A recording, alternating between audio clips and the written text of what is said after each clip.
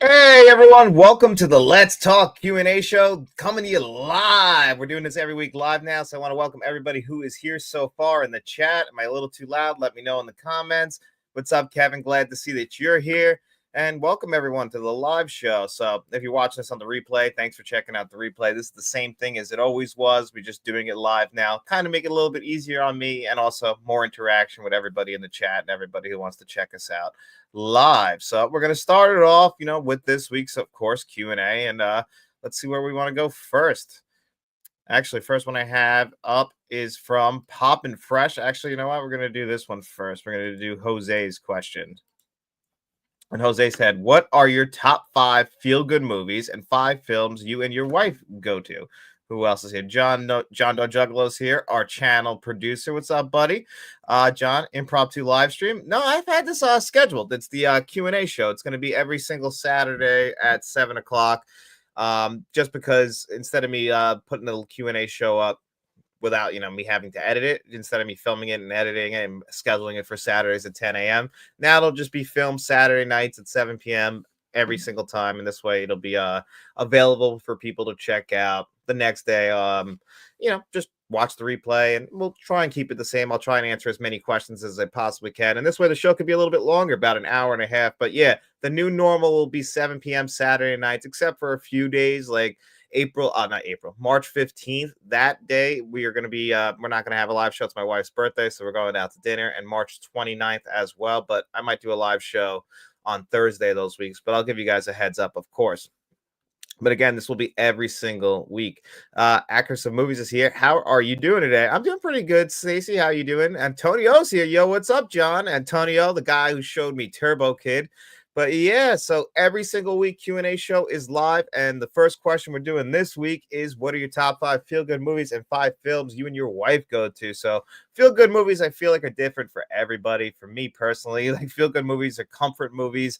Movies like when you're feeling down and you just need to pick me up at the end of the day. I feel like a lot of us have these kinds of movies. We turn them on, and at least you can go to bed with a smile on your face. Yeah, you might know what's coming, but it's gonna make you feel good. Like, everybody has different feel good movies. Like, I've heard plenty of people talk about how, like, they go to horror films, and I get that. That might be something that they just feel that makes them feel comfortable. I don't, a little different than me, but I can completely get that. So everyone has a different taste in a comfort movie, but usually it's something that's gonna make you feel good. So always the big one for me is actually Batman 1989.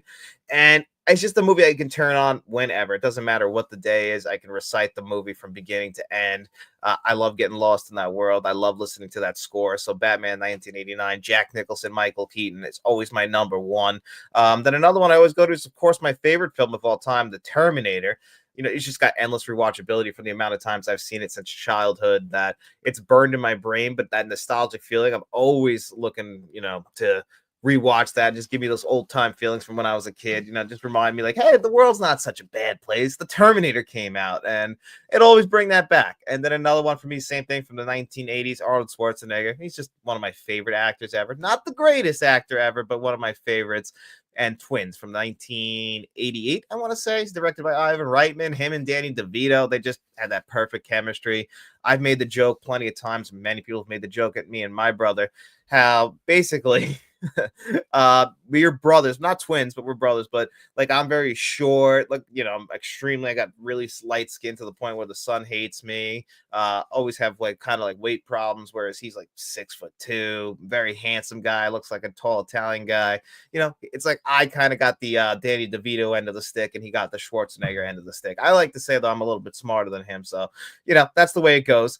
And then, of course, another one for me, you guys saw it in the thumbnail, is Forrest Gump. Forrest Gump, I know the internet doesn't love Forrest Gump now, but I still love Forrest Gump, and that's one that I'll always go back to. Even it kind of ends on a sad note and it always kind of make me cry. I still kind of love that journey. It's got that kinetic pacing that's so you're always locked in. No scene is wasted. The music, yes, it's very on the nose music, and I get that, but still, that music works so well in that film. And that's another one that I always just run back to, give me just a little bit of a pick me up, one of those every single year watches. And then last but not least is Planes, Trains, Automobiles. That's another one. Like, yeah, I'll watch it every Thanksgiving because it's a Thanksgiving movie and we don't really have too many of those.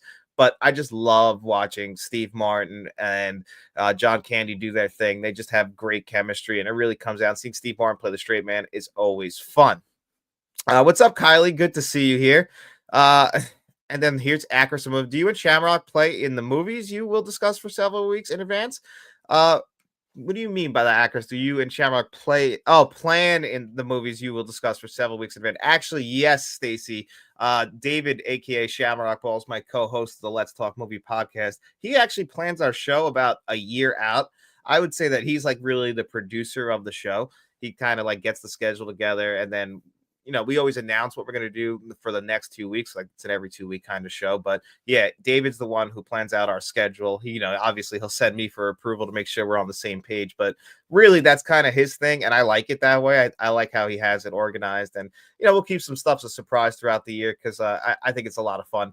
And I think that show's only going to get better. Now David's he upgraded his system, so now like his mic sounds better and he's got better visuals. So I think that now with him having a better setup, that show could only get better. So I hope you guys enjoy that. I know that they're a big ask of you guys. Like Reservoir Dogs was 2 hours, so but those are the designed to also be listened to, so you don't have to like maybe when you're on the treadmill or out walking the dog. All things I dream about doing. John Doe Juggler said, well, I'm happy this will be a weekly live. I appreciate it, buddy. I know Saturday nights are tough, but I figured, hey, if no one's got anything to do. But again, I understand people are going to watch this show on the replay, which is fine too. Just keep it like how the old Q&A show was. Who won question of the week for last Saturday? Oh, good question. You know what? Let's look at that. I actually haven't checked it. So we'll go over here. Last week's question of the week's winner was question number 2 at 65%, so quite a bit. Question 1 at 15%, question 3 at 20%. So question number 2 was Death Stalker 83 again. What are the top 10 spy/espionage films? So congratulations, Death Stalker 83. I forgot to put Mr. Smelly Potato on last week. I know I said on the show I would, and he's our channel, he's one of our bankroll members, so that was kind of messed up in me. So I'm going to make sure that he gets put on this week's for one of the questions because I have some planned out in advance, and then obviously people asking questions in the chat here. So congratulations, Dead Stalker. Actors and Movies. I think I have watched lots of your videos. Has your brother been on one yet? No, I haven't had any of my brothers. I actually have 3 brothers. My cousin Dennis has been on with me a couple of times. I'm the only one in my family, in my main family. I have 3 brothers and a sister, and I'm the only one who really likes movies. And really, like the rest of my family, we all are into sports, but like they all played sports. I never played sports. I was the movie and video game guy, so I was kind of a little bit of the outcast. So there's certain movies that my family will like, they'll come and talk to me because they know I love movies. So if they like a certain franchise, but really it's just my mom. My mom was like the movie buff of my family. So she's where I got my passion for film from. But everybody else, none of my siblings care about movies. And I understand that. Not everybody does. It's becoming more and more niche as time goes on. So I don't pressure them to watch my videos. I don't even expect that. Same thing with, I told you guys, I met most of my favorite, like me meeting David's like a huge deal for me. Me meeting Jeff, John Doe Juggalo, like that's a huge deal for me to meet people like that. Like you, Stacy, because I don't have many people like that in my life who care about film like I do. Like the internet, for all of its bad, one thing that's good is it does connect a lot of people with similar interests. Whereas, like, I'm sure people back who can probably tell me here in the chat back in like the 1980s, you had to really find people out there in the real world. And I'm sure that was tough. Like, I'm sure people living in like middle America, if you were a film fan, probably not as many film fans out there. And Antonio said, I think The Substance is my feel-good movie. I know. The Substance is actually great. It's so well paced that I get that. I mean, and it's a great story. It's just so good. So I understand that. Actors, the movie says, go on a 5-hour road trip with Dumb and Dumber 2, Blocker, or Zoolander and Hansel. The 2 blokes from Dumb and Dumber. I would love to go on a trip with Harry and Lloyd from Dumb and Dumber 2. They are fantastic. Dumb and Dumber is actually my favorite comedy of all time, if you guys didn't know that. I've always gone back to Dumb and Dumber, watch it every single year. The Blu-ray, unfortunately, it's the director's cut, which really bothers the hell out of me. I don't understand why we were doing this during the Blu-ray era where everything was just the director's cut. It kind of really frustrates the hell out of me, where they did that with Friday as well. And you don't have the theatrical cut on the disc. Now, Amadeus was doing that, but that was a totally different reasoning. I don't understand that decision either. Why just give us both cuts if you have them out there? It's one thing that always frustrates me. So that's one thing that it always gets to me. And let's get to the next question. I didn't answer the other question from Jose where he asked like what are 5 go-to movies for me and my wife. So yeah, my wife, big comedy fan. So that's usually where we overlap. We have the exact same sense of humor. So we always have like this run of comedy movies that we have to watch together. One we just watched the other day, Happy Gilmore. My wife's a huge Adam Sandler fan, so we're always watching Adam Sandler movies. In the last few weeks, we've actually watched a few. We watched that and The Wedding Singer, which is my favorite Adam Sandler film.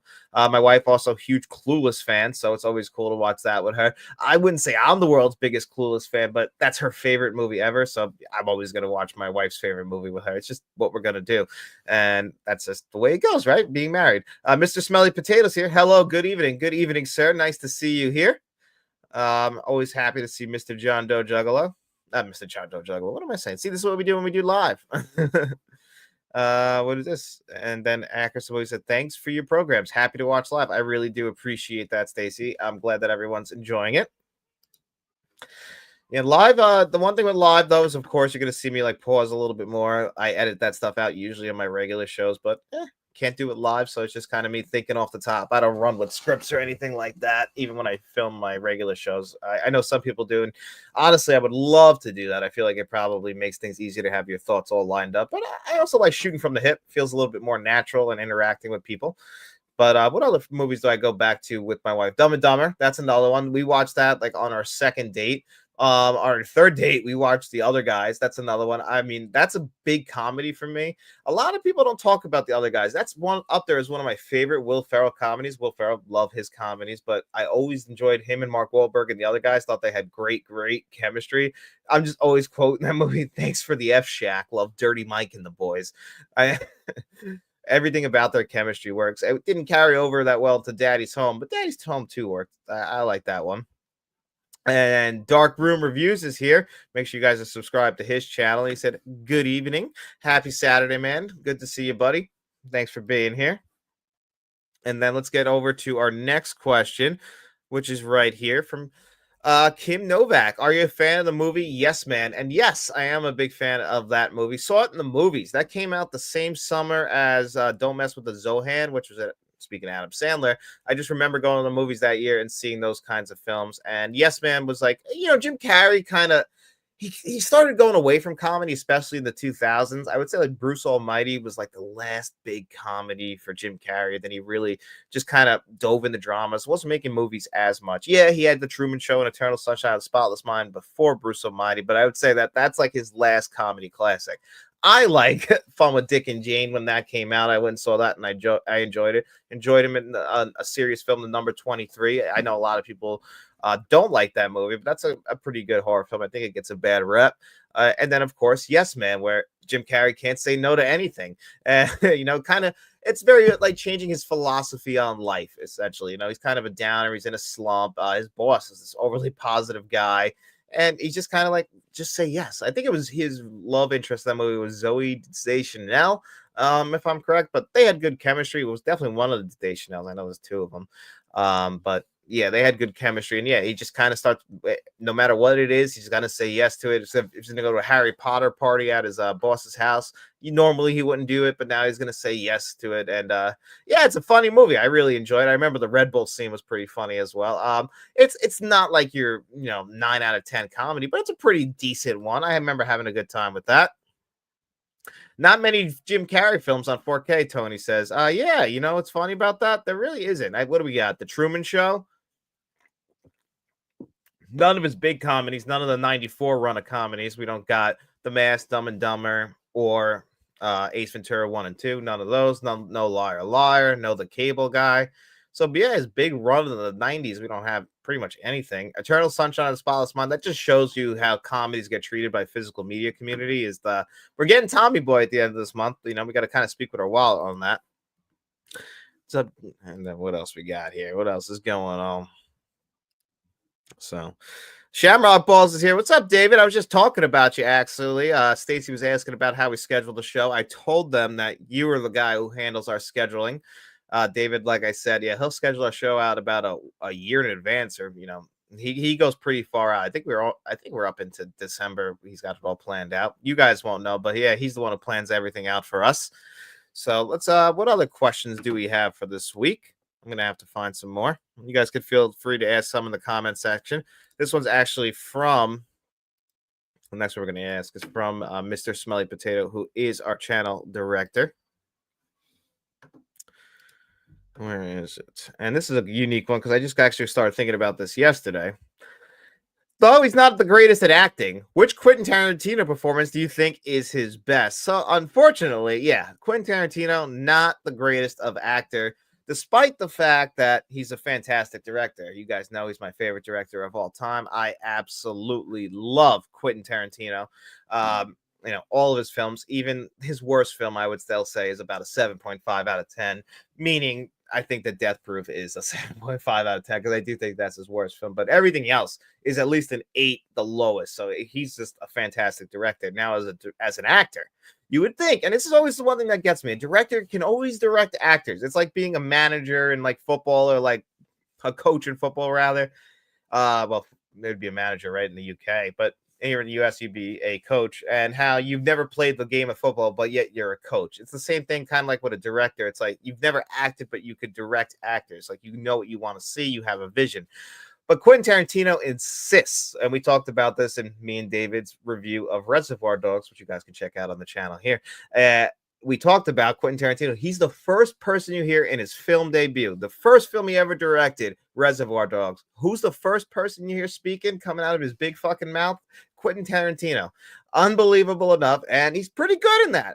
He has the right amount of lines in Reservoir Dogs. You're not really annoyed by him. He's kind of always got that jittery type of voice where he's always moving, like, because he seems like he drinks a lot of coffee. I drink a lot of coffee. I can relate to that. I can talk a little fast myself because of that exact same reasoning. So I can relate. But he's always kind of got that jittery way about him. And, not really a very convincing actor. But again, he kind of puts himself in everything. The worst being his Australian accent in Django Unchained. I feel like someone dared him to do that because that's the only logical explanation for that. But I would say I forgot that he was in Little Nicky as that crazy priest, and he's really funny in that. So I could honestly say that's probably the best that he's ever been is in Little Nicky. But I'm going to go with From Dusk Till Dawn. He's not horrible in that movie, and he's got a pretty big role. I mean, George Clooney, I'm sure, is dragging his ass along, but either way, I think he's pretty good in that one. What do you guys think? What is his best performance? John, this is funny. We need Liar Liar on 4K like now, maybe 2027 for its 30th anniversary. I'm thinking about this earlier. It's funny. We got to start actually staggering these kind of releases of these big movies on 4K Blu-ray. We're going to run out eventually of the big ones. But yeah, we haven't gotten so many comedies. Liar Liar does need a 4K Blu-ray release. I don't think that movie has ever got a fair rep. And Darkroom Reviews. John, thoughts on the film in number 23? Yeah, I remember seeing this when it first came out. I thought it was a fascinating horror story. Now, this was also I saw before I really started getting into film, so I get why people's complaining about it now. I understand why people would complain about the film then, and why people would complain about the film now. But for me, I still thought the movie was pretty good. Interesting story. Obviously tying into number 23. Deathstalker is here, and Deathstalker said, "Hey John, I'm late. I'm late. Elimination Chamber is on tonight. Yeah, Deathstalker. I know. That's what I'm gonna have to watch after this. So don't spoil anything about Elimination Chamber for me tonight, guys. A big night for the wrestling fans. We have a wrestling question we're gonna talk about tonight. So I understand. So if anyone saw Elimination Chamber, don't tell me who won anything, guys. Shamrock Ball said I was going to come at 7, but my phone shit itself and I had to restart it. LOL. Been there, done that. Turns out, right? You have to see that. What is that question? Destiny Turns on the Radio. Have you seen that? No, I haven't seen Destiny Turns on the Radio, unfortunately. Also, some movie called Sleep With Me. I haven't seen that either. And what a Turns Destiny. Okay, interesting. Tony also, I thought QT's quick acting piece on Desperado was awesome and hilarious. Yeah, he's got his moments. That's one thing I have to be honest about. Actress the movie said, who would you cast as Jimmy in Pulp Fiction instead of him? Sean Astin. Sean Astin is a good one. That's actually a fun one I could see. I never really put too much thought into it. Who would I cast instead of Quentin Tarantino in that? He's fine as Jimmy. I don't like him throwing around the N word. I'm going to be honest. Like, it feels unnecessary, and as you can see, Bonnie, his wife's black, so that just feels like it's in bad taste. He's the only one that's kind of miscast in that. You know what would be funny? Speaking of Jim Carrey, I could see Jim Carrey playing Jimmy. They got kind of the same energy, except Jim Carrey can act. That was a little bit of addition. Imagine if Spielberg played the Skinny Dipper in Jaws. That would be really fun. You know what? Spielberg could have put himself in that. It's funny to me that Spielberg is in Blues Brothers as an actor, and then that's how we end up with him in Temple of Doom. But he's funny. You blink and you miss him in that movie. Princey Dooby Doo, Johnny, my man, my live stream coming debut on your channel. Princey Dooby Doo. I love the name. What's up? Cody Rhodes, don't sell your soul to Shane. I really can see that happening.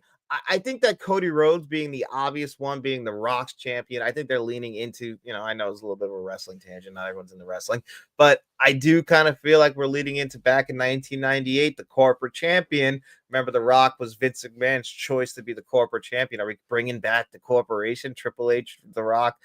Don't forget, they were both corporate members. I could see it. I think it's a little too obvious. I could see. I wouldn't be surprised if it was somebody like CM Punk, like someone we're really not expecting. We'll have to see. So let's see. Rogue One's here. Hey, John, Saturday night's going to be for me. Saturday night, since we do the monkey. Get 3 movies from closing a video store and getting Sonics. Oh, nice. Okay. I know I misread that really fast. Can you smell? I can smell The Rock is cooking. John, are you currently using StreamYard? Yeah, I am. This is the second stream I've done on the StreamYard, so kind of getting used to using it. A little bit new for me, especially doing it live, but hopefully it's coming in crisp and clear for you guys. I don't mind using StreamYard. I have a year subscription to this, and then I'm gonna have to see what the pricing is. I got in right before they raised their prices. StreamYard's not too bad. I like it. It's a good way for me and David to record our show. But if this doesn't work out, I don't know. We'll have to go to something else. Chris, the movie says, were you watching Jets games during when Aaron Glenn played here?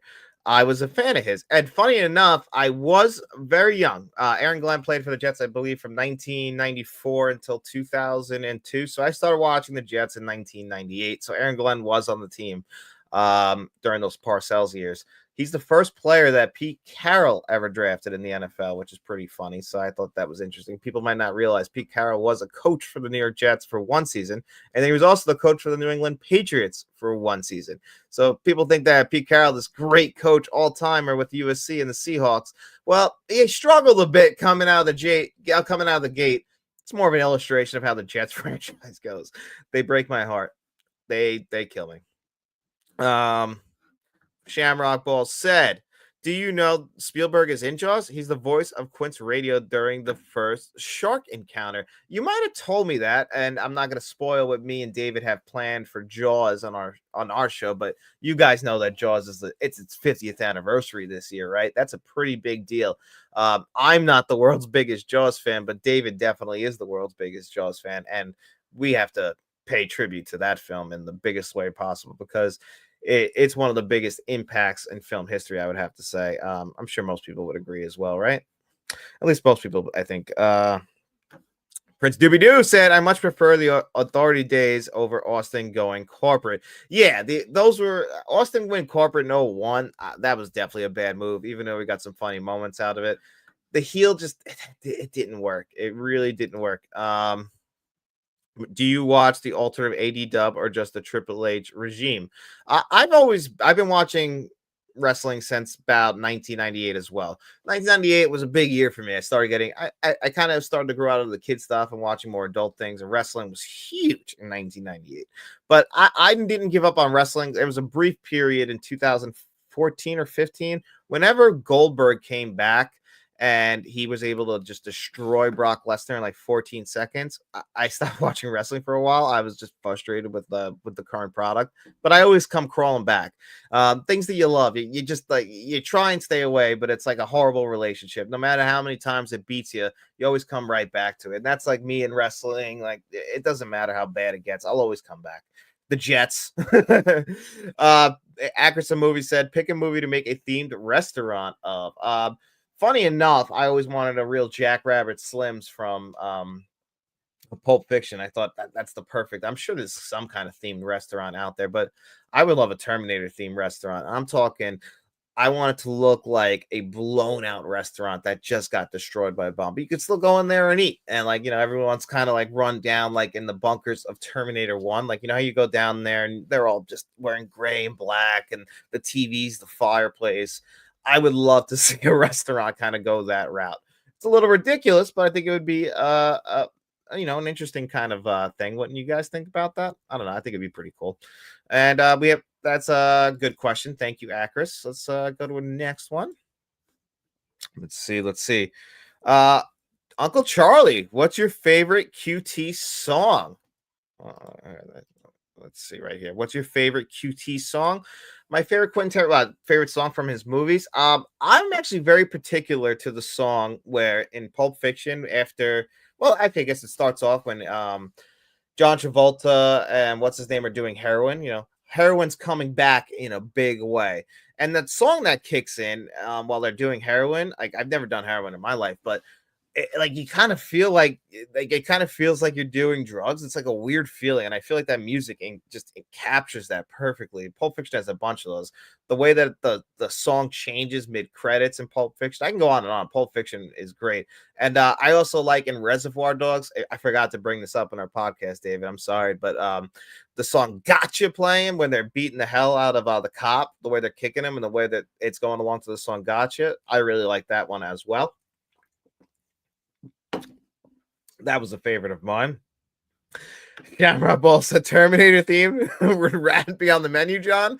Like not real rat, but like you get him on those broken down plates with the metal spoon. That you see the movie how they're like shaking their hand like this. Yeah, like I'm telling you, like it's a different experience. I think we'd have a good time there. Tech Noir, right? Tech Noir would be a good club. Bring back an 80s club where you have to wear like 80s leather. I think that'd be really fun. Dead Stalker, if you could go back in time and change your franchise, which franchise would you choose? Funny enough, I think the franchise off the top of my head that I would choose might be the Rambo franchise because the franchise completely changes after First Blood. First Blood, like I don't know if I don't know where you would go. That's the other thing. Like First Blood is a great post-Vietnam film, a great exploration of a character. It's not a shoot 'em up action over the top film that Stallone would go on to make. Now, this was a little bit different. This was actually a great character study and honestly a great performance. My personal favorite performance from Sylvester Stallone. But Rambo 2 and on, they just become your, favorite freaking 80s movies, and that is it. And unfortunately, as a fan of 80s movies, I just felt like you lost me there. So I'm not a big, I know people love the Rambo sequels, but I personally don't. So I would love that franchise to kind of stay on the path that it was on. Maybe see what Rambo is doing. Like if you're going to pull him out of prison and everything, maybe send him on like a smaller mission, not like, hey, Rambo, go destroy an entire country because we know you're the best of them. It's just, I have a hard time believing in that. David said, crashing surfboards or something hard to beat. Girl, you'll be a woman. That's a great one too. I like strawberry leather. You can see inside me, and that Robert Forrester keeps playing in his car. LOL. The Delphonics. That's how I found the Delphonics. Jackie Brown has two of them across 110th Street in the very beginning of the opening credits, which is an homage to The Graduate. And then, of course, later in the movie, the Delphonics. You keep hearing that. Didn't I blow your mind this time? Didn't I? I sound just like the Delphonics, don't I? But yeah, some great ones from Quentin Tarantino. He's got great needle drops throughout. Weird that Rick Rude is a needle drop though in Django, don't you think? Prince Doobie said, "What did you think of the Marine movies WWE did?" I know people love the Marine movies. I thought the first one was fine. Never loved them. I felt like, what did we have? One with The Miz, one with Ted DiBiase Jr. Never could fully, they felt like straight DVD movies. They're fine, but some of them weren't great. I would change the Terminator series, thought that Stalker said. Really? Would you like eliminate Terminator 2 then? Because that's the only thing. I think we can all agree that Terminator 3 and on like aren't great. I have a soft spot for Terminator 3, but again, nostalgia is a crazy thing, guys. And nostalgia for Terminator 3 is surprisingly high for me. That was the first Terminator movie I saw in theaters. I was hyped to see that. I got hyped to see Terminator Salvation. Guys, I saw Terminator Salvation 3 times in the theaters. I'm a sick puppy. I don't know what to tell you. I like the French that like when a movie you guys know, I'm talking to you guys. When a movie means a lot to you, you still convince yourself when a sequel's coming out that it's gonna be good, despite every single sign pointing to you that this movie's gonna be bad. But you're like, that's like how they talk about the Phantom Menace in 1999 and Star Wars fans who haven't gotten a Star Wars film since the early 1980s, walking out of there trying to convince themselves that Jake Lloyd did a good job in that movie. And poor kid got just dollywop for it. Bobby Warlock for me. Underrated wrestler for me, Mr. Kennedy.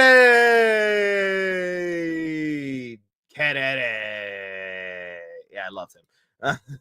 Uncle Charlie said, I got the first Terminator. I give the first Terminator movie 2 stars. Buddy, Uncle Charlie, I love you, man. Great supporter of the channel, but The Terminator is a 5-star film, man. That's my favorite film of all time. So that one hurts me. But hey, I respect your opinion. Films are subjective. That's the way she goes sometimes. A person who didn't come around on The Terminator for a long time was my wife, and I married that woman.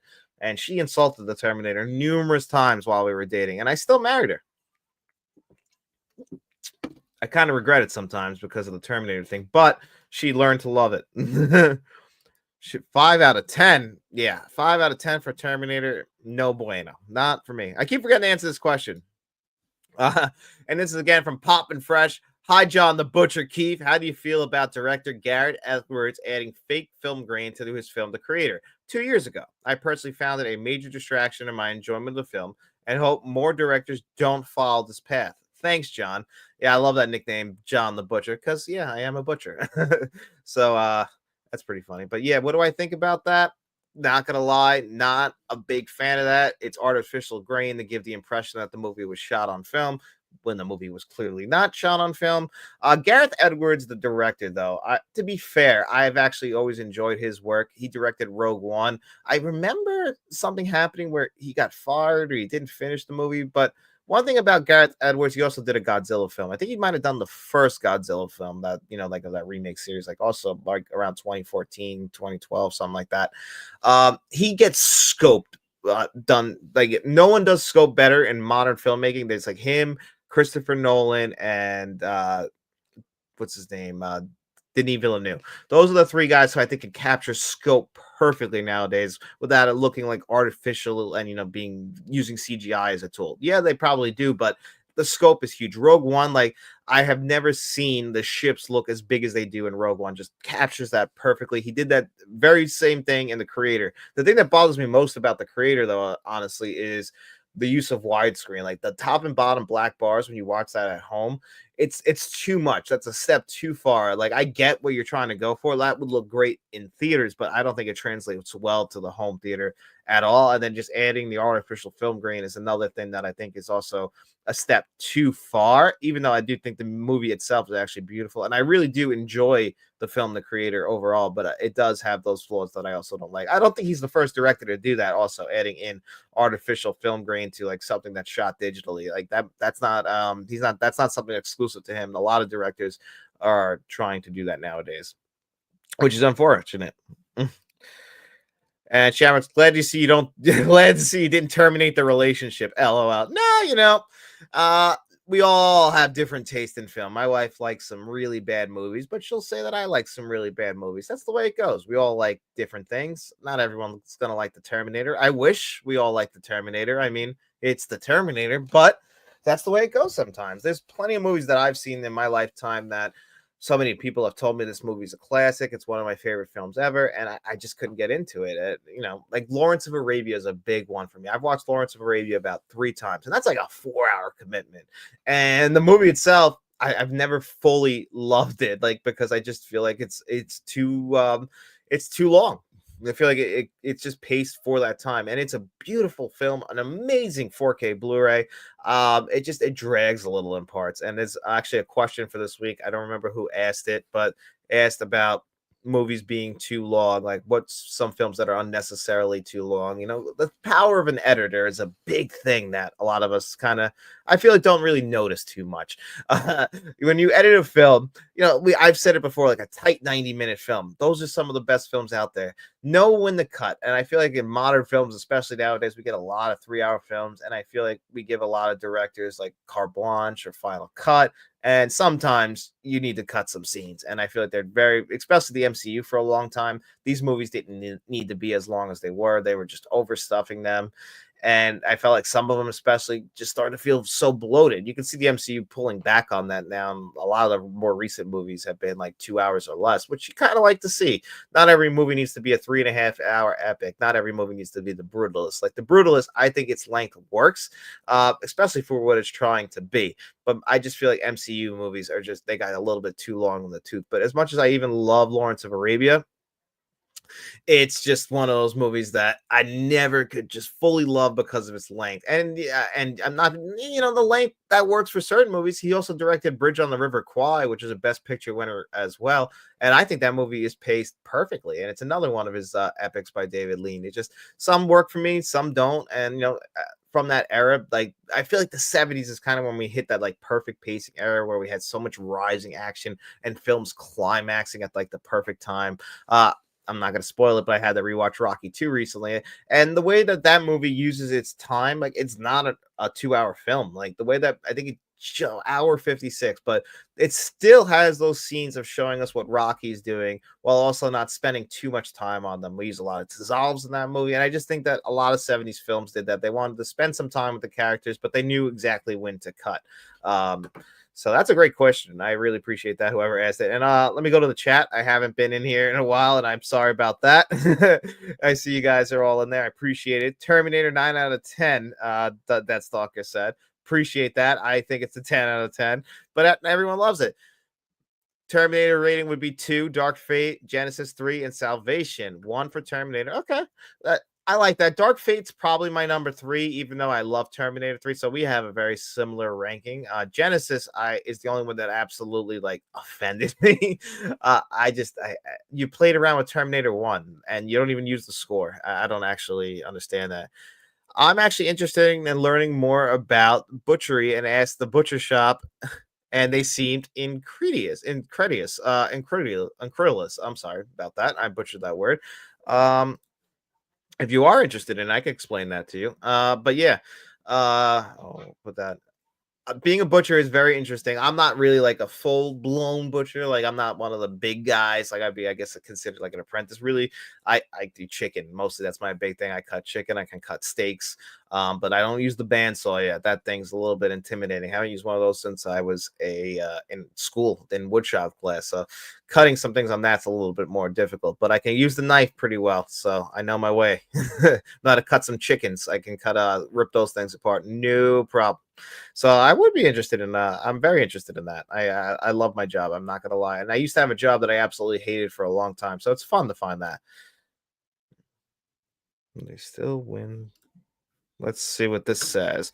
Die an Oscar-winning performances, bright neon orange, and would they still win the award, or would the hair change help? If due to if too detailed to analyze, you can think about that. Yeah, I got to think about that. Like, what do you mean? Like, if they dyed their hair like a bright orange, like would that change their entire performance? Like, if Jack Nicholson, let's say in Terms of Endearment, if his hair was bright orange, like would that change his performance? I would be distracted for sure by that, because that's definitely an interesting question. Our Life in Horror said, Oh, my buddy made me watch Terminator recently. He was happy with my opinion on it. I hope it was a good one. I hope you enjoyed that one, Out of Life and Horror. Make sure you guys go over to Out of Life and Horror's channel. Give them a subscribe. They're great. I was on a panel with them over on Frank's Media and Reviews. They're just growing and they're awesome. So if you're horror fans, especially, make sure you head over there. Shamrock Bro, that's why I'm single. I can't find a woman who loves Jaws the Revenge as much as me. Yeah, I'll be honest, Dave. If you find anybody on this planet who loves Jaws the Revenge, you marry that woman right now, because I don't think there's a single soul out there who's gonna love that movie as much as you.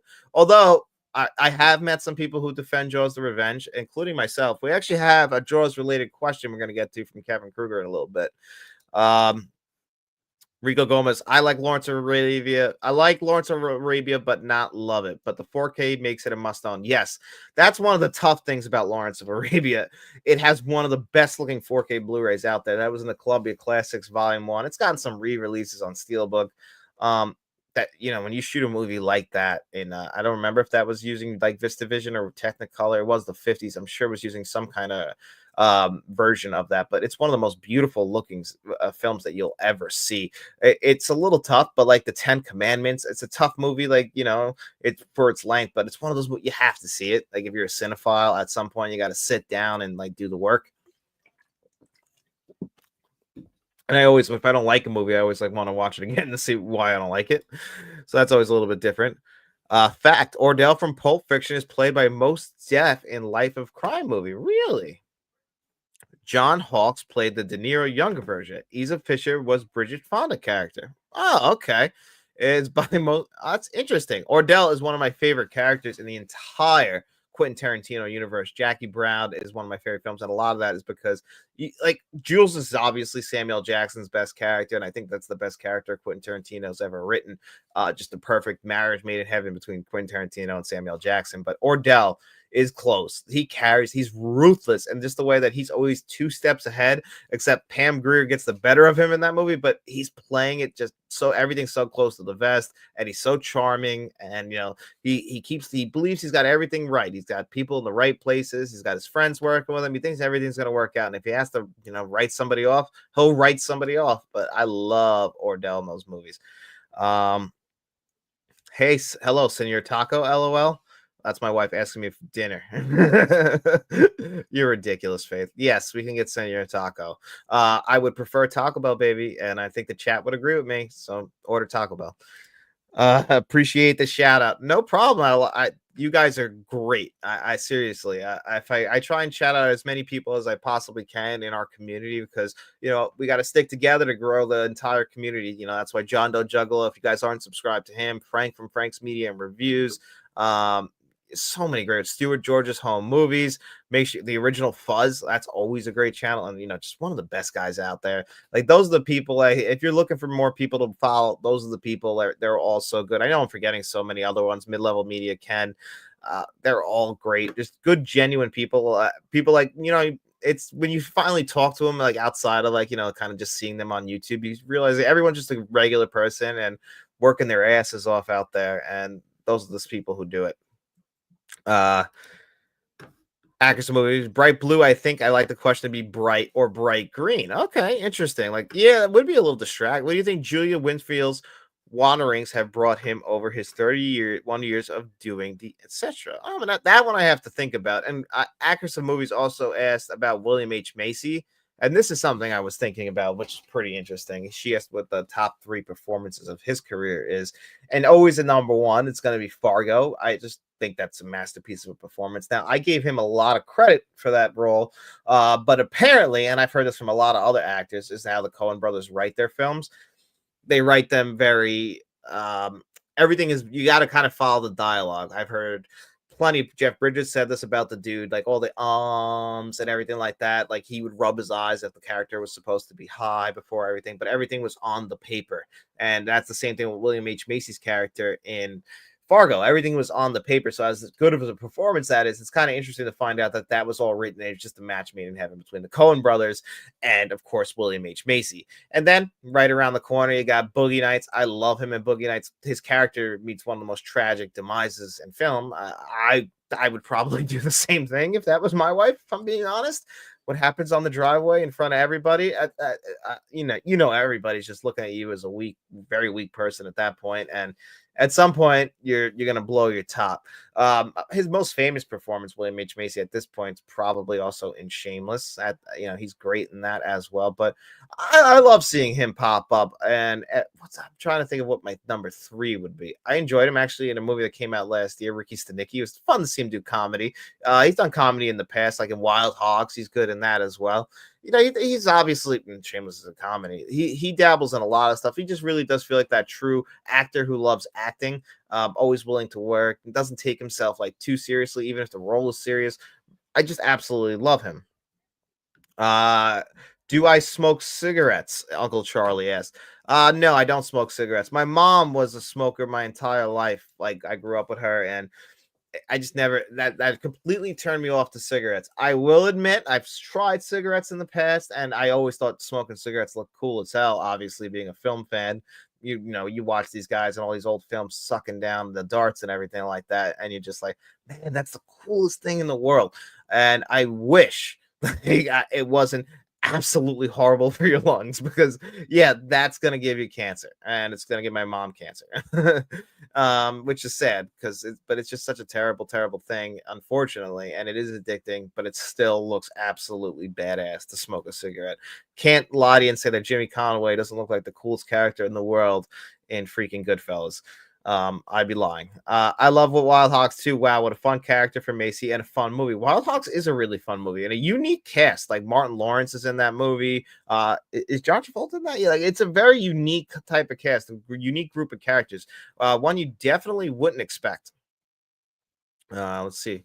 I got to make sure I find some other questions that I've been putting off. I got to make sure I answer the question of the week. One of them from Emmanuel about wrestling. I got to make sure we do that.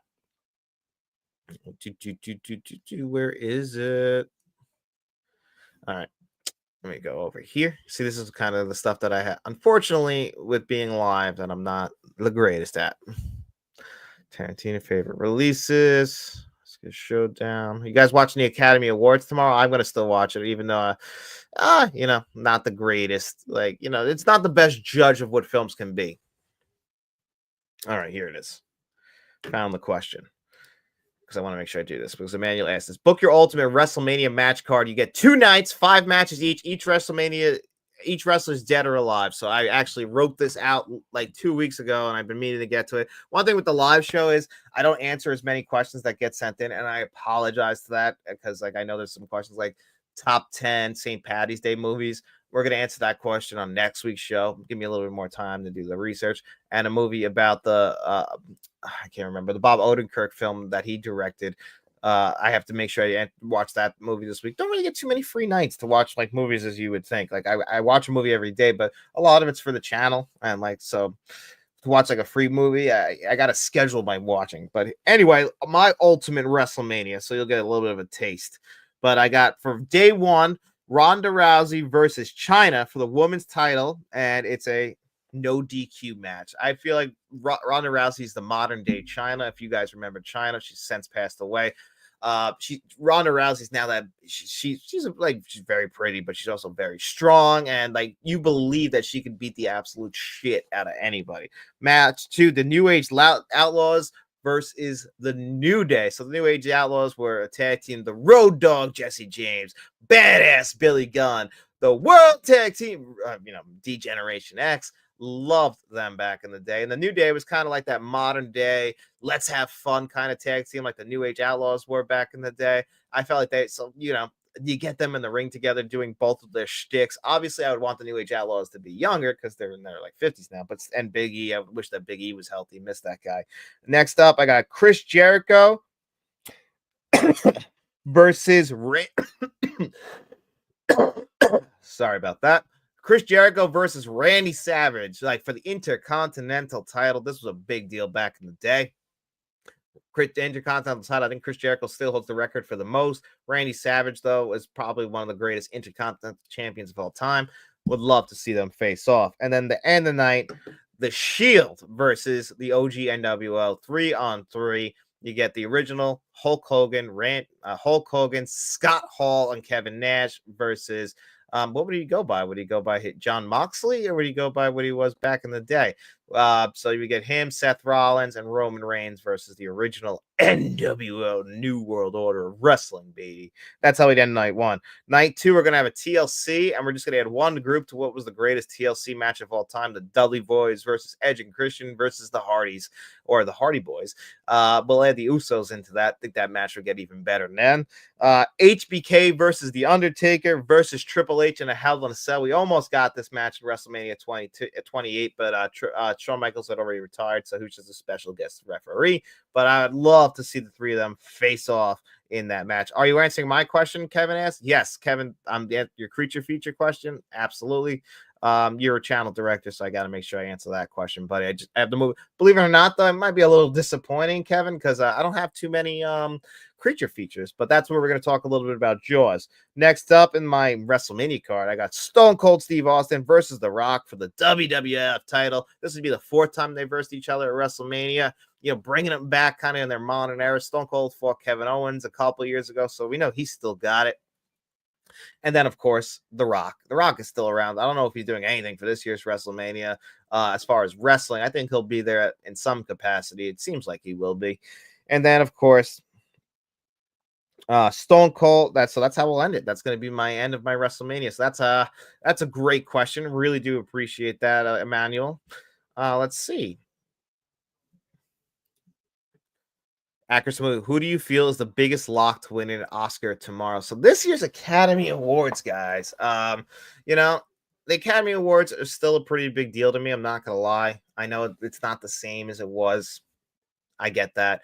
It doesn't have like that same prestigious feeling, and plus, it feels political, and that's one thing that always kind of takes away from the Academy Awards. But being the film fan that I am, and I'm sure a lot of other people, it kind of also feels like our Super Bowl. Like this is where we look back on 2024 or whatever the year before is, and on what the best films were. Do they get it right all the time? No. In fact, they probably miss more than they get it right. There have been times like Oppenheimer from last year, deserving of the Best Picture, Parasite, deserving of Best Picture. Not necessarily my favorite films of the year, but they were great films and they deserve the recognition. Crash probably doesn't deserve the recognition, especially being a great film like Brokeback Mountain. Crash is like it's beating the nail on the head. So I hope Demi Moore wins. Actually, Kevin, that's my answer. I think that's the biggest lock for tomorrow. I think Demi Moore is going to win Best Actress. I think it's the story. Everyone wants to see her do it. Demi Moore never has been recognized. She's never been appreciated by like the awards like bracket. Like she's been appreciated. I mean, she was definitely a highly paid actor, especially in the 1980s and early 1990s, all the way up to like G.I. Jane. She was a good actress. Like I love Ghost. I think she's great in that. St. Elmo's Fire. Was she in Striptease? Is that her as well? Demi Moore kind of comes and goes, and I've always enjoyed her work, and it was in The Substance. That is definitely her best performance. And it's funny, it's so much things I could say about The Substance, but I do think she's the biggest guarantee to win tomorrow night, which makes me happy. I would love to see her win. I also think Kieran Culkin's guaranteed to win as well. That's important. I could see that going a couple different ways, but I do think Kieran Culkin. The hardest thing to pick is Best Picture this year. I have no idea. My gut says it's either going to be Honora or The Brutalist. I think you can completely rule out Amelia Perez at this point because of all the controversy surrounding that film. So I don't know exactly who's going to win Best Picture. We'll have to wait and see on that one. I feel like that's going to be, if anyone knows, that's going to be the hardest one to call this year is definitely that. I think Best Director will still go to Sean Baker. I think for Honora, I think he'll win for that. Best Actress, I'm not too sure 100% on. Adrian Brody, I think, will win Best Actor for the second time in his career. Timothée Chalamet, I think, unfortunately, will have to wait.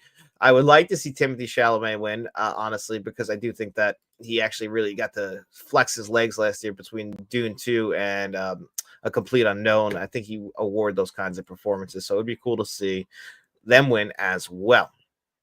So that's my kind of predictions. Let me see. I bet you this is my wife texting me about food. No, she's not. Thank you. Because I know my wife. And I just saw someone text me about Elimination Chamber. So can't talk about that. But let's find Kevin's question as well. Because Kevin did ask a pretty good physical media question, which is what we do here on the channel. Let's see. Creature features, right? So Kevin said right here, how would you rank the creature features in your Blu-ray collection? And yes, I don't really have too many creature features, honestly. I guess it's just not something I go to. And also I kind of just pick movies that are like in the spirit of the creature features. Like I would definitely put it number one, The Fly. I think this is the greatest creature feature of all time. It's just it's David Cronenberg's masterpiece. I don't think like how do we not have The Fly in 4K Blu-ray yet? That's something that blows my mind. The Fly is definitely David Cronenberg's most popular film. It's not my favorite. It's not my number one. I would still say that Dead Ringers is my favorite of David Cronenberg's film. Jeremy Irons won an Academy Award for Reversal of Fortune the next year, and he's good in Reversal of Fortune, but they should have gave it to him playing twins in Dead Ringers, but I guess David Cronenberg film, so that was never going to happen. But I wish it would have. And again, Fly needs to come to 4K Blu-ray. Next up, I don't really love Anaconda, but I do have the Blu-ray of it, so I got to point that one out. This one, is this a creature feature? Would you guys count Arachnophobia as a creature feature? This one actually genuinely scares the hell out of me because I'm scared of bugs. Bugs just freak me the hell out, especially spiders. I'm sure I'm not the only one when it comes down to that, right? Shamrock Ball said, we need our release of The Fly. They're the perfect people to do it. Was it Shout, though, who did that complete Fly collection with all the movies? It's usually always on sale. And The Blob, like, is this a creature feature? Like, these are movies, like, I feel like they capture the spirit of it, like the fun nature of a good creature feature, even though The Blob it's The Blob. And next up, Christine, like, this is a creature feature involving a car because this car is the killer. Like, but again, like, technically are the Jaws films creature features too. Like, I thought this is where you guys will finally see how I rank the Jaws films. I haven't done this in a while, so we'll see how much I piss off David right now because he's in the comments and I'm sure he's getting tired. I know about him over there in Ireland and people watching in the UK over there, which thank you guys all so much. That's got to be rough on you. You guys are all hours and hours and hours ahead of me. And David also said, yeah, absolutely creature feature. Thank you. Aaron Clicks here, by the way. Nice to see you, buddy. So again, let's dive right into how would I rank these Jaws movies, which I guess kind of are creature features in like they're not really in the same sense, so I don't know if I would count it. But if I was going to rank the Jaws from top to bottom, dead last, I'm going to put Jaws 2. This one might hurt because this does feel like the biggest direct sequel to obviously the original Jaws film because it is a direct sequel. But if I'm being honest, when I watch this one, it's like the biggest chore to get through compared to the other ones. Next up, I have Jaws the Revenge. Jaws the Revenge usually gets put on lists as one of the worst sequels of all time. And after me and David explored Jaws the Revenge and Jaws 3, and I watched the 4Ks last year when those came out, which, by the way, I know that AI was used on the Jaws 3 4K, but that's a night and day difference between the Blu-ray and that 4K Blu-ray. Jaws 3 looks astonishing on 4K Blu-ray, and I understand that I don't appreciate AI being used, but they did get to a great level. Have you seen? Oh, this is a good one. Kevin Kruger said, "Have you seen Jaws 5: Cruel Jaws?" Yes, because you remember Kevin. Matt has that Blu-ray. He actually on the first year we did the channel, he did a full ranking of all of his shark movies because Matt's a huge shark movie fan. So I think he had. I don't remember how many it was, but he's even expanded on. He tried to watch as many shark movies as he could, and then he ranked him because I didn't feel like it was my place. I'm not the world's biggest Jaws fan, so I didn't want to step on anyone's toes who were big Jaws fans. But Cruel Jaws, it's not really a sequel. Like it's like a B movie type of sequel kind of deal, not really canon or anything. But I kind of enjoyed it. But again, I enjoyed kind of like schlocky movies like that. At number 2, I got Jaws 3. This is the Jaws that takes place at SeaWorld. Stars Dennis Quaid in this movie, and this one's just an absolute blast. Like Jaws 4, like I was saying, kind of gets a bad rap and everything. And Michael Caine is great in that movie. 2 Bahama Mamas, please. It's just such a fun movie, and it also kind of feels like a Christmas movie, especially early in the movie. Is it a bad movie overall, Jaws the Revenge? Sure it is. I'm not going to sit here and say it's a great movie, but it gets a bad rap. It really does. It's actually fun. Whereas Jaws 3 is extremely entertaining. I don't think Jaws 3 really, deserves the hate that one gets. I could clearly see, though, like that it's reworked into a Jaws film. It doesn't necessarily have to be a Jaws movie. But I still really enjoy it. I had an absolute blast revisiting that. And then, of course, the best Jaws movie, and probably if you count this as a creature feature, the best creature feature of all time it's got to go to Jaws. Like my favorite's The Fly, but Jaws is a special movie. I will never knock anybody for disagreeing with. I will never dis. It's funny. There's so many people in my life. Like I told you guys, I don't have too many people who I know are big film fans. My cousin Matt, who used to do the channel with me, his second favorite film of all time is Jaws. His first favorite film of all time is the Terminator. My other cousin Dennis, who's been on the channel in the past, this past year, we actually did. We looked at all of the Strangers films. You know, the first two, and then the remake. We did a deep dive into that. His favorite film ever is Jaws. And then, of course, my co-host of the Let's Talk Movie podcast, David, aka Shamrock Balls, his favorite film is Jaws, the biggest Jaws fan I know. And I don't know how I keep stumbling upon these people who just absolutely love Jaws. It's just there's something going on. I don't know. It's like the world's directing. Like I've seen Jaws like 20 times in my life and never ever thought of it as like a five. It's the film I've seen the most, but wouldn't say it's a 5-star film, even though it's an incredible film. So I'm always like, I will never not go a year without watching Jaws. It's funny. Not peeved off at all, buddy. I love hearing different ranking as long as nothing is in front of the original. Who would be sick enough to put a Jaws sequel in front of Jaws? A lot of weird people out there. John, we have been sent to tell you how wrong you are about Jaws. I really think that must be it. Like, Jaws is definitely that one huge movie that I've never gone out of my way and said this is the best movie of all time. I don't know.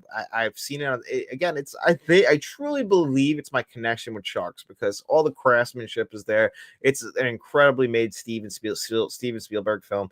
But I don't know why it never ever got to me to the point where I'm like, this is the movie that I absolutely like. I love. I can't wait. Like, I do get excited to watch it in the summer because it feels like a summer film through and through. One day though, I'm telling you, it's gonna have to happen. It's gonna wear me down to the point that I absolutely love it. Like, there's films out there. We've all been there. I'm sure you guys have been there as well, where you watch it the first time, you're like, okay, that was all right. And then you watch it, and people say, no, you gotta try it again, you'll love it. A movie like that for me, like where it took like 2 or 3 times for me to actually truly appreciate and love the movie, was Blade Runner. And a lot of that's because there's different cuts of the film, but I didn't love Blade Runner the first time I watched it, mainly because I feel like with a lot of people, I was promised a sci-fi action movie in line, like with the Terminator. And a 15-year-old, he probably wants to see something more along the lines of that. And then I got a pretty straightforward sci-fi movie, really exploring deep themes about humanity. And what a good sci-fi movie would do. And I just didn't appreciate it the first time. But eventually I came around to Blade Runner, and Blade Runner is now one of my favorite films of all time. The score, I always love the score, but you throw a synthesizer at me and I'm a sucker. I'm going to love it. Like, it kills me to this very day. I don't know how many people see the film Days of Thunder, but the score to that film was actually done by one of the greatest composers of all time. And actually, I'm drawing a blank on their name because I'm an idiot right now. And again, this is what kind of happens after we do an hour of going straight. My brain starts to go. That's why I don't know if I'll ever be able to hit 2 hours. But Days of Thunder, who did the score to Days of Thunder? It's going to be somebody really ridiculous. I remember. Here it is. Hans Zimmer, probably the second most famous composer of all time. That just shows you what happens as we start to get a little bit later. But anyway, he did that score, and he apparently hates it, but it's a Sith-heavy score, and I love it. I think it works for the film so well. So, just a little bit of a tangent there. And Accuracy Movie says you are a development executive. They give you 500 million. Wow. What movies would you try to make? Also, they allocate 120 million to Matt and 180 million to Faith. And what movies would they make? Well, Faith is 100% obvious. I know what that woman would do. She's going to go make a comedy, a good comedy, I'm sure, but she'll go make a comedy. And while Matt will go ahead and he's going to make a pretty dumb action horror film. That's Matt's MO. Matt's a big, like, B movie kind of guy. That was always like Matt and me, like, we kind of differed. I was like a little bit, that's why I liked having him on the channel with me. I know he didn't love being on camera, but I thought that's why it worked well, was he brought a different dynamic. It was just kind of hard to take his views seriously because, like, he would hate pretty much any, like, movie that was a little bit of a challenge. He never really could see, like, the allegories or the metaphors in film. But he truly loves films like the Terminator, man, and we always overlapped on that. And Matt's always he's my best friend. I'll never not say that. Are you a doctor, John? No, no, not a doctor. I wish movie dude 1988 I was a doctor. I'd probably be doing pretty well for myself. Not a doctor at all. They probably wouldn't let me be a doctor because I don't have, well, maybe let me be a doctor, but they definitely wouldn't let me be a surgeon. I just, no, my regular Joe job is I work at a butcher shop. So for years before that, I worked, I was a forklift operator at a warehouse, which I worked, I could say it now. I worked for a big beer brand. I worked for Budweiser. So I worked for them for a very long time. But that was my regular. I hated that show. No offense, Budweiser. Like I just didn't enjoy my time. But now that's what I do my regular job. You're gonna be okay. Say the goddamn words. You're gonna be okay. But back to actors and films question. Actors and movies, I'm sorry. So Matt's gonna go ahead and he's gonna make he's gonna do all the Roger Corman route of making films, and it's gonna be a cheap B horror movie that somebody will fall in love with, and Vinegar Syndrome will eventually release a 4K Blu-ray of down the line while we still don't get Fight Club on 4K Blu-ray. Because that's the way she goes sometimes. Because 20th century 12 now it's just called 20th century. I think I saw on Hulu it's called 20th television, which is crazy to me. Why would they ever do that? But anyway, is that all the creature features movie, dude? 1980. Yeah, I'm telling you, that's not something I have a lot. I don't have a lot of creature features. My collection isn't filled with the most of them. I went through them all. I always forget one. I know that when I did my I have over 30 Oscar best picture winners. I think that kind of just shows the little differences in my kind of taste of film. I can watch some really cheesy B movies, but I do like those like highbrow, very art house films, like foreign films. Like I like to think that I can watch any film. The only films I ever have real trouble with are musicals. Those always I have just like I'm gonna have to watch it tomorrow. I'll have to rent it before the Oscars. I'm gonna have to watch Wicked. And let me just tell you guys, I'm dreading it. I'm really not a musical guy at all. It's really, really hard for me to like go in there and watch that and get excited for it. And I'm a big Wizard of Oz fan. Really excited always to see a sequel to the Wizard of Oz, but unfortunately not me. Not me. No Piranha. No, I don't have Piranha. Matt reviewed that if you guys remember on the channel. That was how we used to do it, Matt and me, when we split up the 4Ks. I'm gonna try and ask Matt. Kevin will appreciate this, but Matt, big fan of the Terrifier films. Me, on the other hand, not a big fan of the Terrifier films, but Matt ordered that beautiful, I don't remember who did it, that beautiful collection of 4K Blu-rays with Terrifier 1, 2, and 3, and where Art the Clown originally got started. I forget the name of that series, but like he's bought that 4K Blu-ray set. I'm gonna ask him to let me like interview him and let me like to get the 4K Blu-ray review from him. He used to do 4K Blu-ray reviews here on the channel, but that way he could, at least we can get somebody who actually likes the Terrifier movies to do the review, because it's not fair if I go ahead and like do the review of them and like I'm not a big fan, and I don't want to take that away from the people who love those movies. Like it's not fair to them to have somebody who doesn't love the movies to praise them. So I would like to get like Matt to come in and do them since he knows them. No Shape of Water. You know what? That's a creature feature. I have No Shape of Water. I have The Shape of Water. Actually have that. Hold on a second.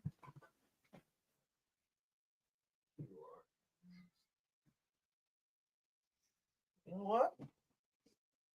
Might have that over here.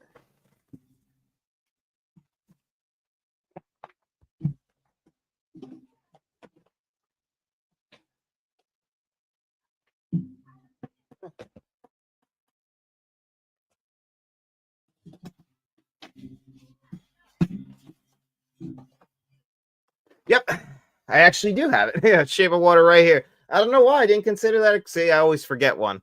That's exactly what it is. And I don't have the Criterion 4K Blu-ray actually yet, which maybe one of you guys in the chat could help me out with that. Have you guys seen that, or has anyone actually compared that to the 20th Century Fox one? I'm very curious if that 4K Blu-ray is any good compared to this. Piranha. Yeah, that's what I figured you meant, David.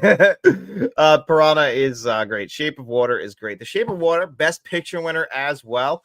I love that movie. I really, I know that a lot of everyone likes that Guillermo del. I get it. It's a woman and a mute woman and a fish monster, the creature from the Black Lagoon, having a relationship with Michael Shannon, who's great in that movie. But my God, Guillermo del Toro just knows how to direct a freaking movie. He's one of my favorite directors of all time.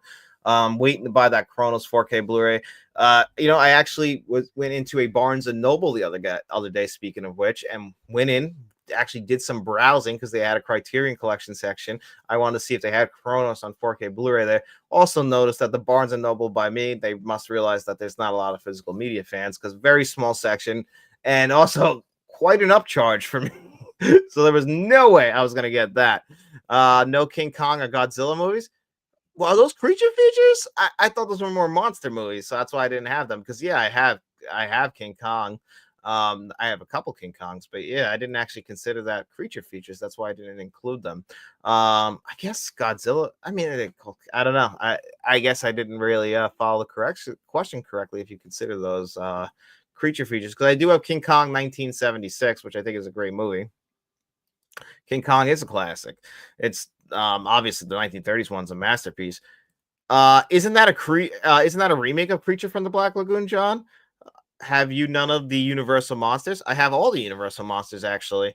You know what? I guess I really truly failed because, well, Universal monsters, I have the collections and not everything. Would you guys consider Wolfman a creature feature too?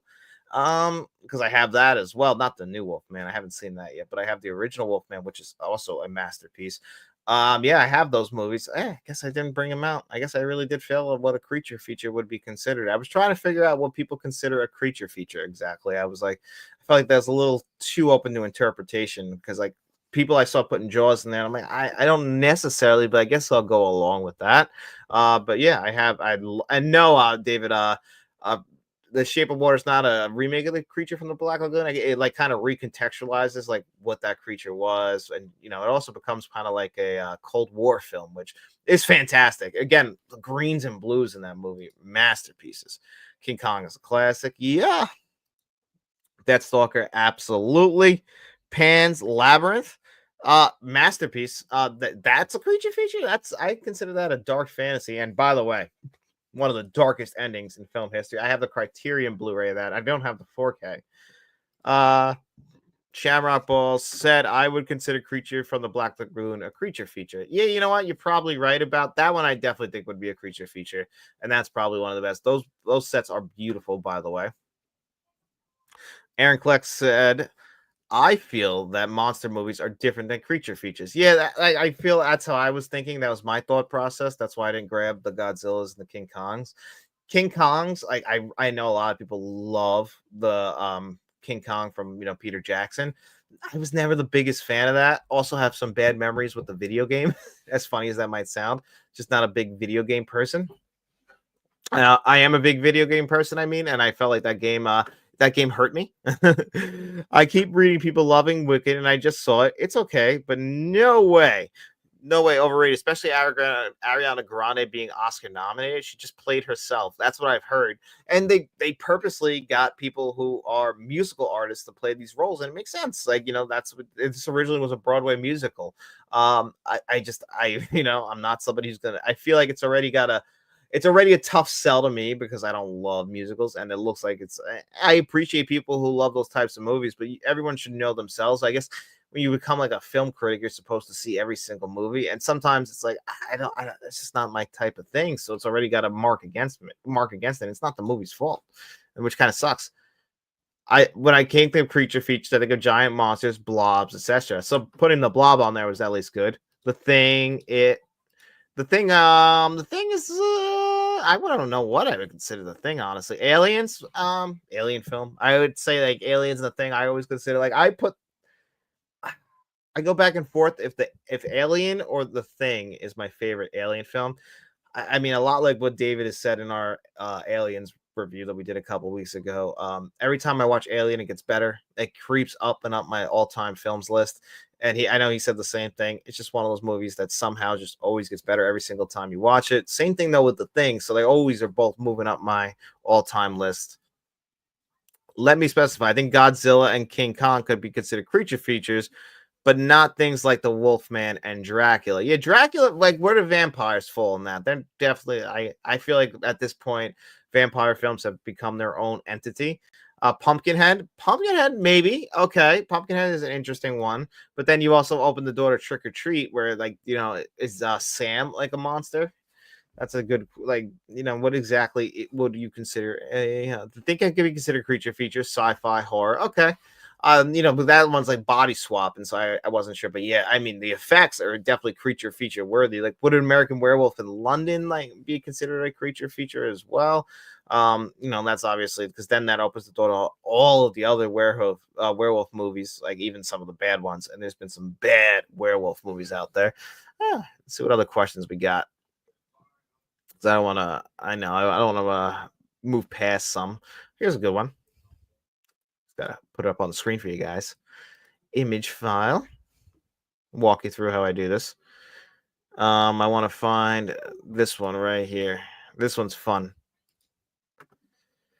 because this is good. This is let's have some fun. See, it says it right there.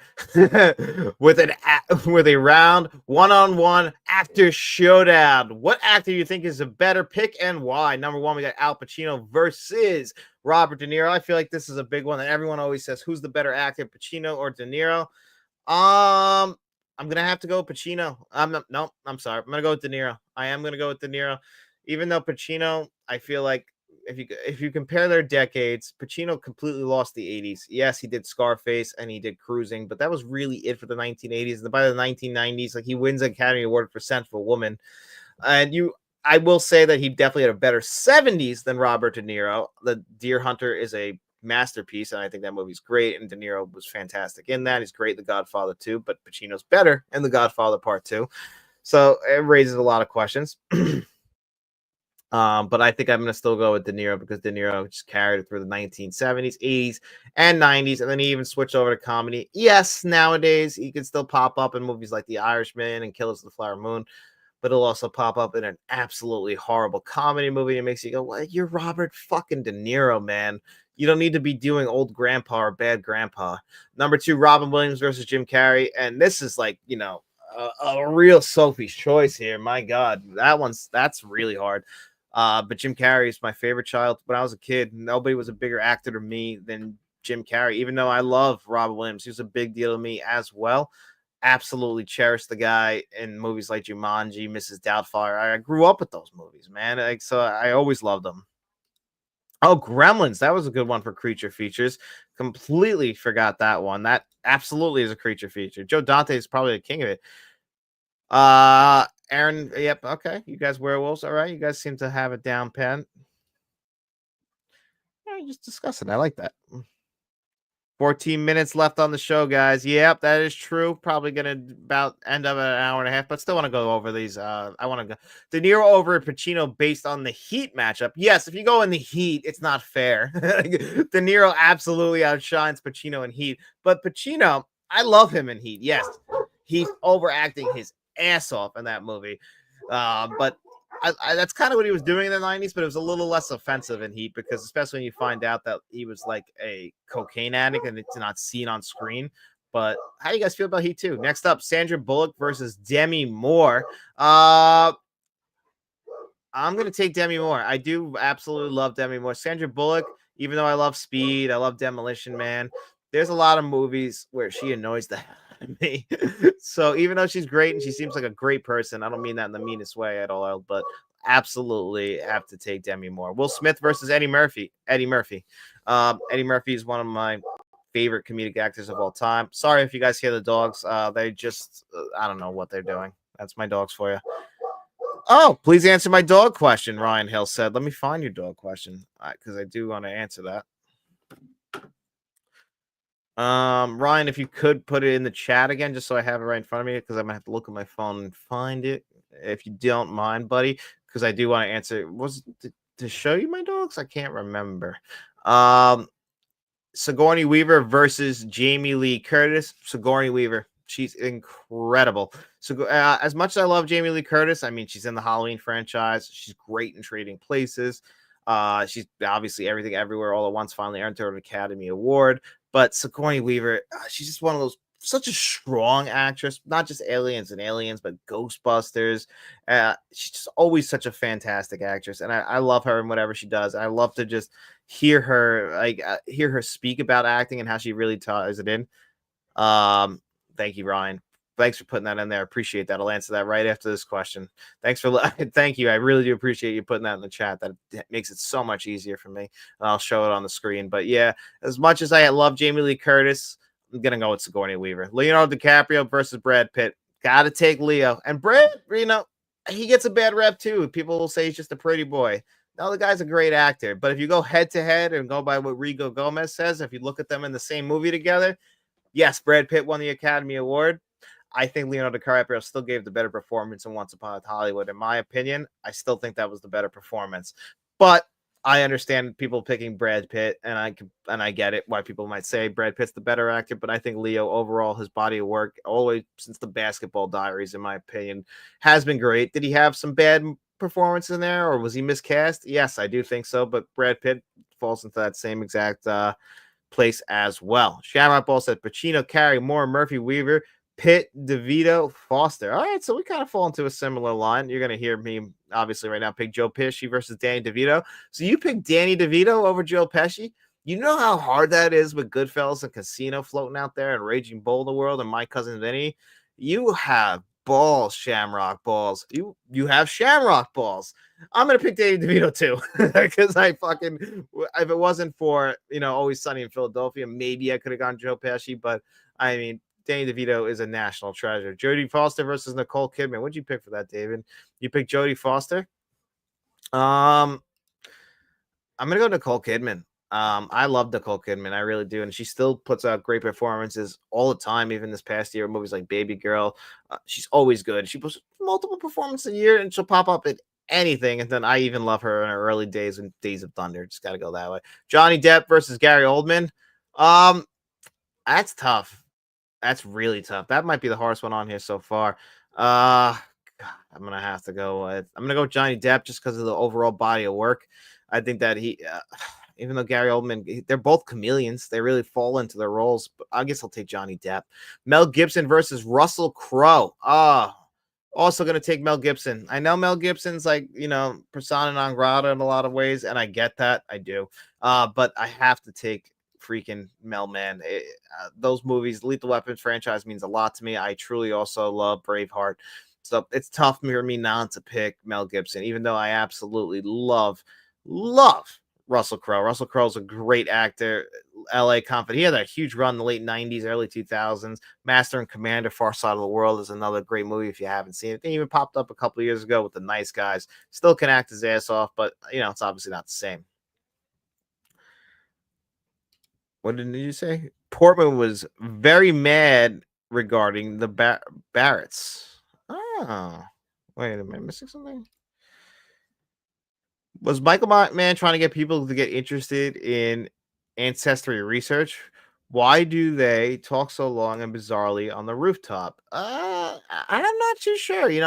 Michael Mann, he is one of those directors. Like, I get what you're saying now. And obviously Natalie Portman was also in freaking Heat as well. 1 year after she was in Leon the Professional. I felt like her role in Heat was kind of, obviously she has a big scene towards the end, but yeah, I don't know. I guess the way that they speak, I never really thought too much about that, to be honest with you, actors in movies. Good point, though.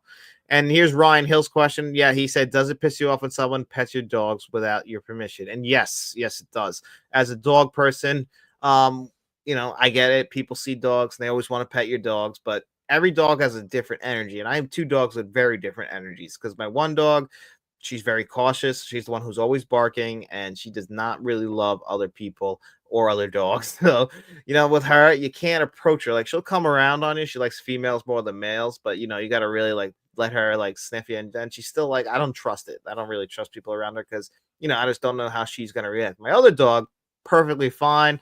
Doesn't need a leash, nothing. He's just a perfect dog. He loves everybody, loves other dogs, loves other people. Never have to worry about him. But, I still would like you to ask me permission because, again, it depends on which dog you're approaching. And as a dog lover, we all know that. And it's just, you don't and then if the dog does something and you didn't ask me for permission, now it's still my dog's fault when you approach my dog in a certain way. So, yes, personally, I would rather you ask permission. It doesn't matter if you I think it'll be okay, but it's just, you never can be 100% sure. Shamrock Ball says, Twins, Romancing the Stones, Cuckoo's Nest, War of the Roses, and Batman Returns. Love that you brought up War of the Roses. That is such a great comedy, and he directed that movie too. He directed and starred in Matilda as well, which I absolutely love. Matilda's a great one. Pete over 38.5 hours this year. Pete over 38.5 home runs this year. Oh, Pete Alonso. Is he going to hit over 38.5? You know, I think Pete has to have a year like that. What did he hit? 33 last year? He's in a lineup now with Francisco Lindor and Juan Soto, and Juan Soto has looked absolutely incredible so far for the Mets. Obviously, it's preseason and it means absolutely nothing. So, but still, he's looked great, which is what you want to see. But Pete Alonso's got to prove himself. He's got a 2-year deal. 1 year is obviously us, and then the second year is player option. But I do think that he's got to hit at least 35 home runs to at least prove his worth. He probably wants that big contract that he thought he was going to get. He's got to prove it this year. I would not be surprised if Pete has his best year ever. A lot of high expectations for the Mets. As a longtime Met and Jet fan, I have learned that expectations usually get us killed. So I have very low expectations as always, but I'm still very excited for the season, and we'll have to see what happens. Actress of Movies said, what are the worst scenes in Heat? The beret scene. The beret scene absolutely drives me nuts. Like how she like flips out crying like that. But I also can understand what they were trying to say. Like her emotions are out of whack because she's a teenager and her father is a piece of crap, and he's probably going to cancel anyway, and she knows it. But she thinks that the beret is the thing that's going to keep her father, like, is going to keep him coming. Like he's going to like the beret. It just feels a little weird. Like I love Heat though, so I don't really have too many issues with it. But that would absolutely be the worst scene in Heat. So there's some scenes where Al Pacino's overacting. It's a little distracting. And what are the questions of the week? Yes, we have to wrap up with that before we get out of here. Actress of Movies said, would you rather work with the villain crew in Under Siege with Tommy Lee Jones and Betsy or the villain crew in Total Recall 1999 with Cohagen, etc.? No, I'm going to go with Tommy Lee Jones, even though Tommy Lee Jones in Under Siege is a huge distraction. And obviously, what's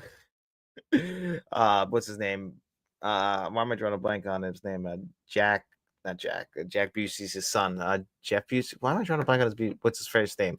But yeah, Gary Busey in them. Yeah, Gary Busey's crazy in that movie as well.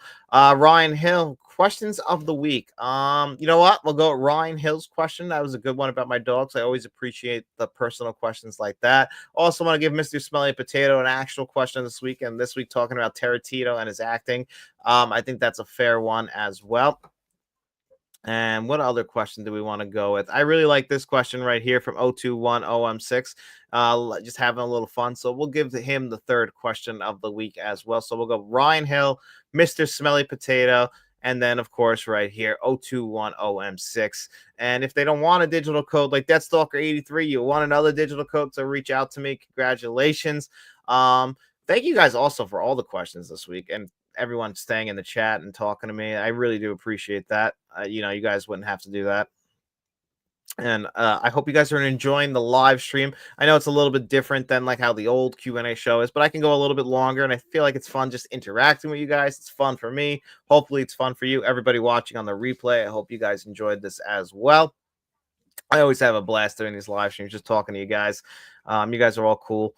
I really appreciate that. Prince. Oh yeah, here we go. Princey Doobie Doo. I think Gene Hackman is one of the legendary actors who defined and revolutionized the art of cinema. Good sir, cinematography is incredibly recognized.